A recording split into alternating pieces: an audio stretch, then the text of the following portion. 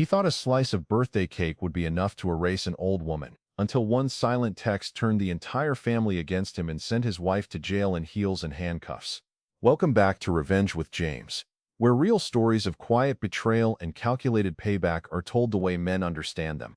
If you're new here, settle in, because today's story proves one thing. When Grandma whispers, "Trust me," you'd better listen. Before everything went rotten under layers of buttercream and lies, life was quiet in their world. Mason lived on a peaceful street where hedges were trimmed sharp, neighbors waved from porches, and mornings smelled of damp grass and weak coffee. He wasn't rich, he wasn't loud, just a 17-year-old kid who fixed his grandmother's fence on weekends and walked his dog before school in the kind of silence most men spend half their lives chasing. His grandmother Louise was the spine of their family. 63, silver-haired, hands weathered from decades of cooking Sunday dinners and sewing hems nobody thanked her for. She didn't demand respect. She earned it. Mason grew up believing loyalty was repaid with loyalty, that blood protected blood. Then Carolyn arrived. Smile too sweet, voice too kind, stepmother by marriage but not by heart. Still, things stayed calm. Cake on birthdays, polite hugs, and small celebrations in that warm, sugar-smelling kitchen. Mason thought he knew his world. He thought love, real love, was enough to keep evil out. He was wrong. Grandma Louise wasn't just the oldest in the family. She was the kind of woman men grow up respecting. She smelled like vanilla, walked with a cane she refused to replace, and kept a folded prayer book tucked in her purse beside a pocket knife nobody talked about. She didn't gossip, but she saw everything. Her eyes were sharp, calculating, the kind that made you sit up straighter when she looked at you. Mason, her grandson, was loyal to a fault, a quiet kid who worked at the grocery store after school and handed every paycheck straight to his father without blinking. He didn't complain when Carolyn, the new wife, moved in and started rewiring the house. He didn't complain when she called him soft, or when she swore his grandma was old-fashioned and slowing everyone down. He just clenched his jaw and kept setting the table like a soldier following orders. Carolyn, well, her smiles never reached her eyes. Too much perfume. Too interested in the family inheritance. She spoke sweetly to Mason's father while slowly turning the family against Grandma. Little comments like, "She forgets everything, bless her heart," or "Maybe she's not safe alone anymore," said with concern, but laced with poison. Brandon, the older brother, he wanted approval more than affection. First to speak, last to think. Quick to laugh at Carolyn's jokes, quick to roll his eyes when Grandma talked about the old ways. None of them noticed the moment the air shifted, when admiration began curdling into ambition. Except Grandma Louise. She felt it. And the cruelest part, she kept serving them dinner anyway, pretending not to taste the betrayal simmering right under her own roof. Most men don't fear pain. We fear being forgotten by the people we die to protect. For Mason, it wasn't money or comfort that mattered. It was respect. The quiet kind. The kind his grandmother always gave him with a nod of her chin. The kind his father used to offer with a rough pat on the shoulder after a day's work. More than anything, Mason wanted to be worthy of Grandma Louise's faith in him, the woman who taught him how to plant vegetables, sharpen a knife, and carry himself like a man even when nobody was clapping. Her approval was his compass, her trust, his lifeline. He didn't care if Carolyn mocked him. He didn't care if Brandon got all the attention. What mattered was protecting the only person who had ever reminded him of who he truly was. So when that text came, "Don't eat that, trust me," Mason didn't hesitate, because in his world, losing Grandma's trust would have been worse than death. And without knowing it, in that single moment of loyalty, he didn't just save his brother's life. He stepped into a war that would make him the keeper of his family's darkest secret. It never starts with poison. It starts with whispers no one admits they heard. Mason noticed things changing, the way a man notices a storm rolling in. Not all at once, but slowly enough to doubt your own instincts. Carolyn stopped calling Grandma Mom and started calling her her. Mason's name disappeared from the list of household chores, but so did the $20 bills Grandma kept in the kitchen drawer, just in case. One morning, Grandma's favorite china set vanished from the cabinet, replaced with something Carolyn liked better. No argument, no announcement, just gone. Carolyn's voice softened only when other people were watching. The minute backs were turned, she started handling the mail, hushed phone calls in the hallway, bills Mason had never seen before stacked up in a locked drawer.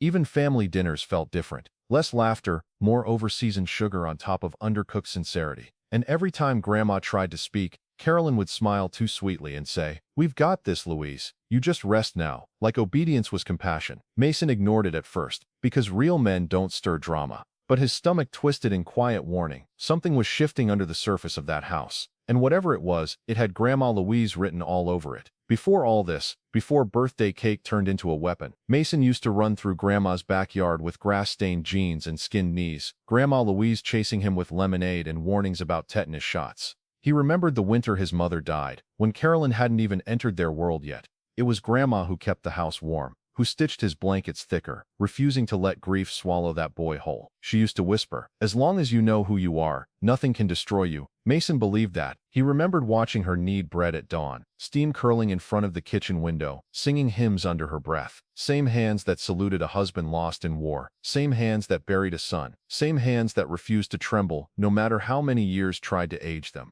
And now, those steadied hands were being dismissed, ignored, pushed slowly out of her own bloodline by a woman Grandma once taught how to boil an egg.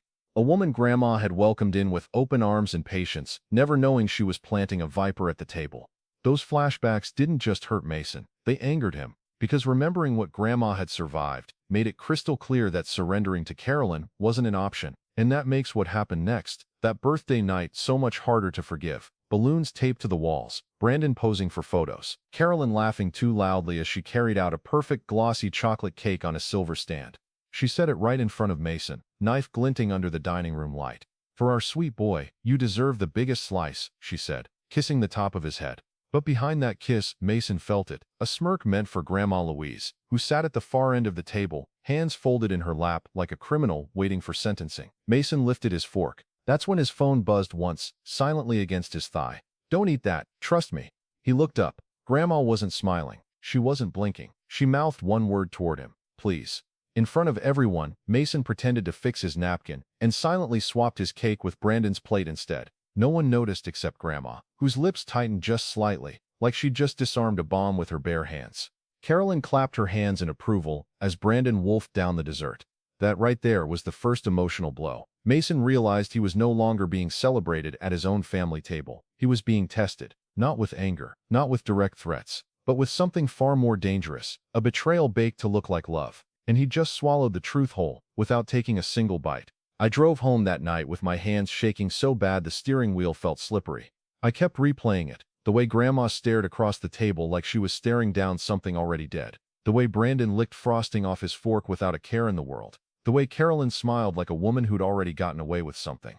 I didn't turn the truck off when I pulled into my driveway. Just sat there, engine humming, streetlights buzzing overhead. How the hell did we get here? I whispered to nobody. Grandma Louise, the strongest person I'd ever known, scared for her own life at a birthday party. Me, playing along with a joke I didn't understand. Everything felt wrong, too sweet, too quiet, like the world had tipped just a few inches off its axis, and everyone else was smiling while I was the only one still sober enough to feel it. That's when my phone pinged again, not from Grandma this time, but from Brandon's girlfriend.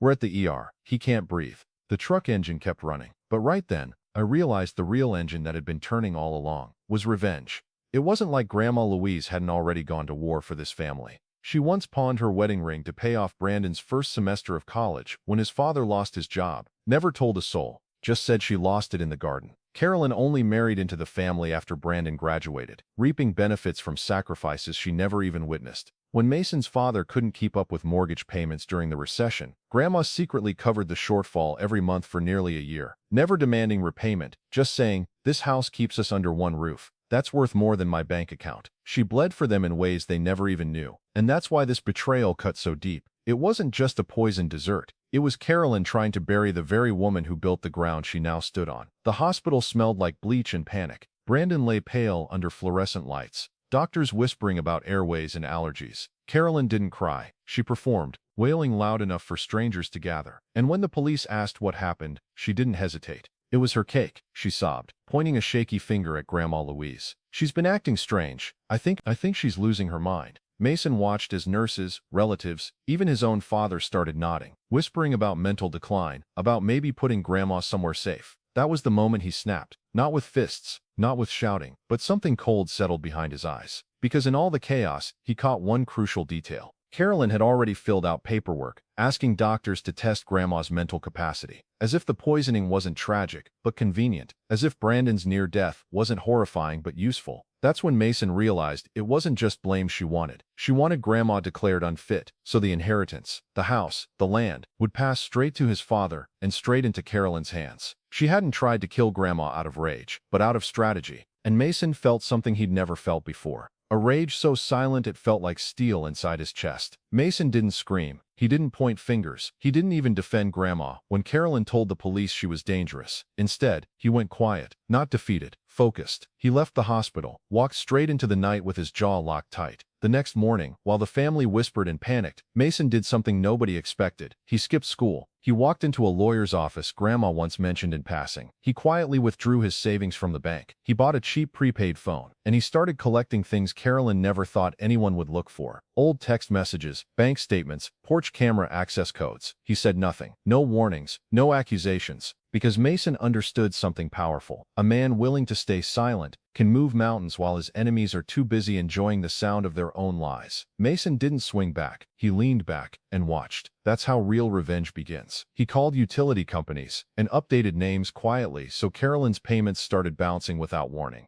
He took Grandma to the bank and, without saying a word to the family, had her transfer ownership of her house and savings into a protected trust, one Carolyn could never touch. He placed a small recording app under the living room table right before Carolyn staged her family meeting, capturing every smirk, every whisper about getting the old woman declared incompetent before the will gets read. He even rerouted the smart doorbell camera feed straight to his own private email, so no matter who stepped foot on Grandma's porch, Mason would know. Instantly. No shouting. No threats, no drama. Carolyn didn't even notice. She was too busy rehearsing her speech about Grandma being mentally unfit, never realizing Mason had already dismantled every escape route she thought she had. Read pauses. That's the thing about men like Mason. When they finally decide to act, they don't argue. They prepare. There was a moment, just before it all came crashing down, when Mason sat alone in Grandma's dark kitchen, elbows on the table staring at those old floral curtains he grew up hiding behind. He wondered if he'd gone too far. If turning into something cold and calculating was worth protecting a woman who had already lived her life.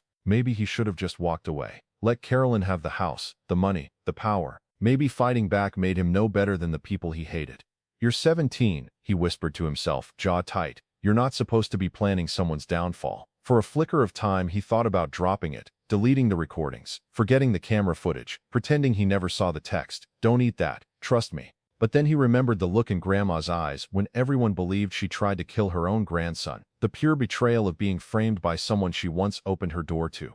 That's when the doubt turned into something sharper. If I walk away now, Mason thought, the wrong person wins, and I'd spend the rest of my life hating myself, not because I lost, but because I never fought. Carolyn could have walked away clean, if she'd stayed humble, but greed makes fools out of smart people. She called for a big family meeting 3 days after Brandon got out of the hospital. She wore pearls, baked another cake, told everyone with a bold smile that it was time to protect the family from dangerous behavior. Then she made her fatal mistake. Standing in front of the entire living room, she declared that Grandma Louise had poisoned Brandon, that she'd spoken with lawyers, and that Grandma would be removed from her own house for everyone's safety. Cameras were rolling, phones were filming, and right there, high on her own performance, she bragged, once the paperwork clears, the house, assets, everything will be in my control. And trust me, I'll make sure this family never goes backward again. That one line was all Mason needed. He looked at Grandma, nodded once, then stepped up and plugged the USB into the television. And that's when her victory party turned into her public execution. No yelling, no chaos, just the television screen flickering to life. First clip, Carolyn handing the poisoned cake to Grandma on the porch, demanding she take the credit. Second clip, Carolyn muttering into her phone about finishing the old woman off before the will gets read. Third clip, Carolyn bragging during the family meeting that soon everything would be in her control. The room went silent. Carolyn's color drained from her face. Brandon staggered backward. Grandma didn't gloat. She simply folded her hands around her cane like she'd been waiting decades for this kind of quiet storm to roll through. Then came the knock. 2 officers stepped inside. Calm, polite, they didn't ask questions. They read charges. Attempted murder, elder abuse, fraud, intent to obtain assets through coercion. While they cuffed Carolyn, Mason stepped forward with one final blow, a plain white envelope containing the new deed paperwork. Grandma Louise no longer owned the house. Mason did. You can stop changing the locks now, he said flatly. This home isn't yours, and it never will be. Carolyn didn't scream, not at first. She just stared into that boy's eyes and realized too late she'd tried to kill the only person on earth who would burn his whole world down for a woman everyone else thought was disposable. Justice didn't arrive loud. It arrived like a whisper, and it left her in handcuffs. There were no dramatic last words, no screaming, no final threats. Carolyn was led out the front door in handcuffs, while distant neighbors pretended not to stare from behind their curtains.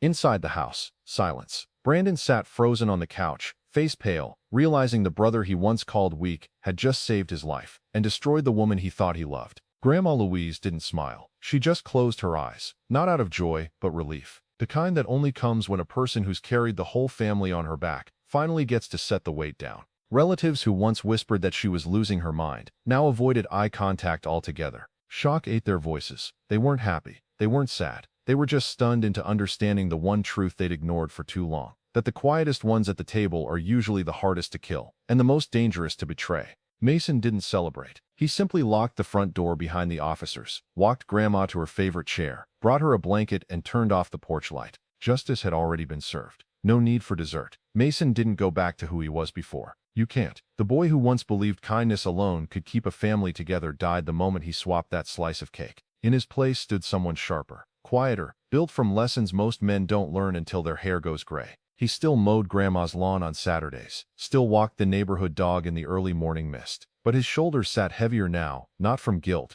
but from the weight of what it means to truly protect someone. He trusted less, watched more, understood, finally, that love without boundaries invites predators, and that sometimes the only way to save the innocent is to become a version of yourself you once feared. He wasn't angry, wasn't proud, just awake. And awake men don't sleep on betrayal twice. There was one item Mason never let out of his sight, a small worn house key tied to a faded leather string Grandma gave him when he was 10. This key opens your legacy, she told him. Back then he thought she meant the front door. Throughout everything, the cake, the hospital, the accusations, he kept that key in his pocket. He rubbed it between his fingers when Carolyn lied, gripped it when the police arrived. And when he signed the new ownership papers, he didn't celebrate. He simply slid that same old key onto a new silver ring and placed it back around his neck. It wasn't just a key anymore. It was a reminder that home doesn't belong to the loudest. It belongs to the one willing to bleed in silence for it. And when Grandma finally fell asleep in her favorite chair that night, Mason stood alone in the dark hallway, fingers wrapped around that key, knowing it now meant something far bigger than any lock. It meant victory, without applause. The house key settled heavy against Mason's chest as he finally turned off the hallway light. Carolyn was gone, justice done, Grandma safe in her chair, silenced whispers restored to peace. And yet, as he locked the front door and stared out into the dark street, something flickered in the pit of his stomach, a question he couldn't shake. What if this wasn't just about Carolyn? What if someone else helped her? Someone who was still sitting quietly at the family table, waiting for their turn to strike. Inside the hallway mirror, Mason caught his own reflection, harder, colder, unfamiliar. He whispered just 4 words to himself before walking away. Stay ready. Betrayal breeds cousins. Let me ask you something man to man. At what point does protecting what's yours turn you into the thing you hate? Was Mason wrong for outsmarting a snake with venom of his own? Was he wrong to weaponize silence, to use the law like a blade, to trade his innocence for victory? Or is that what any of us would do if the only person who ever believed in us was being erased, slowly, quietly, smiling all the while? Truth is, the line between justice and vengeance is thin. Mason didn't cross it by accident. He crossed it with his eyes wide open, not because it was easy, but because sometimes a man has to become what he fears, to protect what he loves. They thought I'd sit there and do nothing. I just stayed quiet until they wrapped the noose and placed it in their own hands.